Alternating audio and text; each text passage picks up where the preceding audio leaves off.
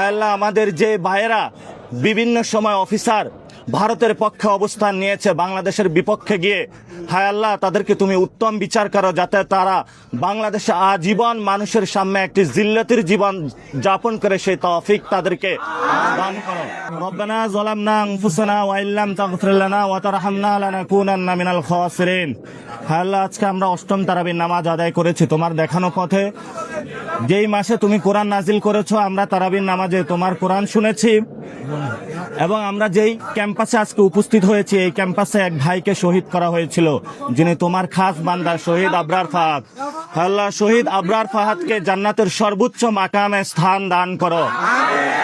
আল্লাহ শহীদ আবরার ফাহাদ যেই পথ আমাদেরকে দেখিয়ে গিয়েছে বাংলাদেশের সার্বভৌমত্ব রক্ষা এবং বাংলাদেশের আজাদির পথ, সেই পথে আমাদেরকে থাকার তৌফিক দান করো। আল্লাহ আল্লাহ আজকে 57 জন অফিসারকে শহীদ করা হয়েছিল যারা সার্বভৌমত্বের অতন্দ্র প্রহারী ছিল। আল্লাহ তুমি তাদেরকে শহীদ হিসাবে কবুল করে নাও।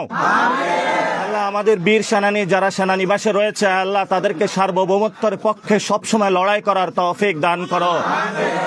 আল্লাহ আমাদের যে ভাইয়েরা বিভিন্ন সময় অফিসার ভারতের পক্ষে অবস্থান নিয়েছে বাংলাদেশের বিপক্ষে গিয়ে, হায় আল্লাহ তাদেরকে তুমি উত্তম বিচার করো যাতে তারা বাংলাদেশে আজীবন মানুষের সামনে একটি জিল্লতির জীবন যাপন করে সেই তৌফিক তাদেরকে দান করো।